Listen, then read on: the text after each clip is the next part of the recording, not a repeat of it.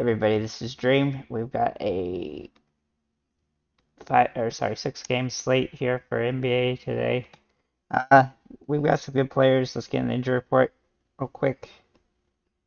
We have the Lakers with LeBron and Davis out, probable. For the Pistons, Cunningham is out. For the Kings, Fox, Murray, and Davis are questionable. For the Knicks, Toppin is out. For the Raptors, Achua and Porter are out. And then Anobi is questionable. For the Magic, Carter Jr., Suggs, Harris, and Okeke are out. For the Hornets, Ball, Hayward, and Smith Jr. are out. For the 76ers, Maxey is out. House is questionable. For the Bulls, Caruso is out. For the Hawks, Hunter and Akanugu is questionable. And then Murray and Collins are out. And for the Rockets, Tate is out. A lot of injuries today, which has been problematic throughout the season so far, but we press on anyway. Got good wins yesterday, so let's see what we have on DraftKings. We're going to start with Bogdanovich for Atlanta. He's back from injury and finally playing a full complement of minutes at last game, and he 10x in that game. I expect him to be able to do similar today at his price point. Then we look at Jalen Brunson for the Knicks, who hasn't really performed well lately, but his price point has dropped some, and that makes him viable on the slate in a very plus matchup. Then we look at, Gary Trent Jr. for Toronto. He's kind of in the same boat as Brunson. He's had some off games lately, but his price point is pretty solid for what we need him to do on this particular slate, and he's got a nice plus matchup against Orlando. Then we look at Fred VanVleet. He's actually been one of the deficiencies on Toronto lately, but again, just like the other guys, his prices have dropped, and so that's really gonna make him viable on a slate where there's not too many plus matchups. And then James Harden, he's back from injury now, and he's just a little bit underpriced for what his potential is, especially in a nice game against Charlotte where he should be able to dominate. Then at forward we have Pat Williams for the Chicago Bulls, who's very cheap, and he typically doesn't get more than 25 fantasy points, and he does have some downside, but he's been playing really well lately, and I expect him to continue that, especially in the big minutes with some of the injuries on the team.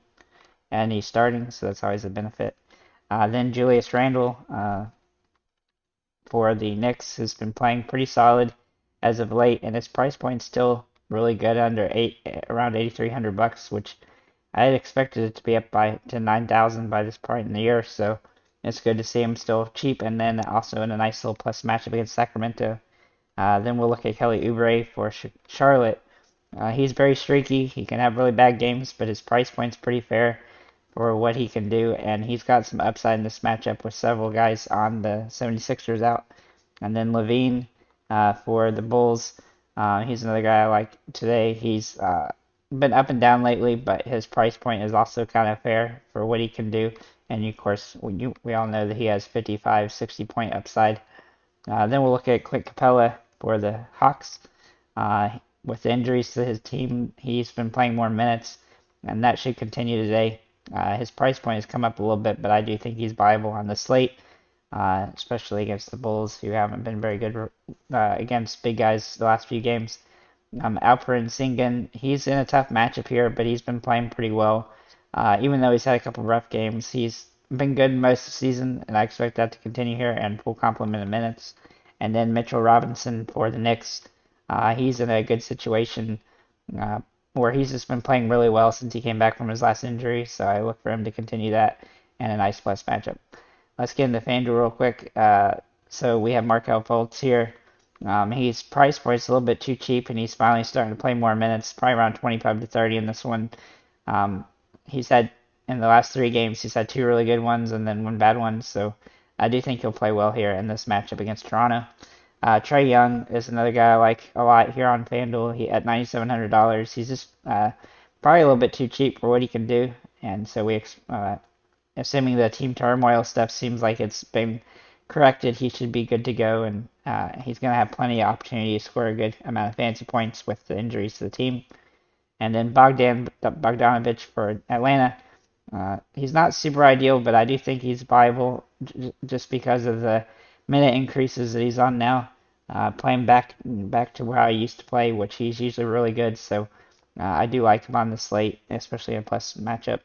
And then James Harden, he's been playing extremely well um, the last game. And his price point's a little bit too cheap here for his potential. Then DeMar DeRozan for the Bulls, along with Zach LaVine, they both have some nice upside in this matchup with their prices being a little bit less than I expected today. It seems like pricing on both slates are pretty good, which is unusual lately. Then we'll look at Kelly Oubre for the Hornets against Philly. This is a tough matchup, but he's been streaky, but he has been really good lately, and so I look for that to potentially continue in this matchup. Julius Randle also looks great today for the Knicks.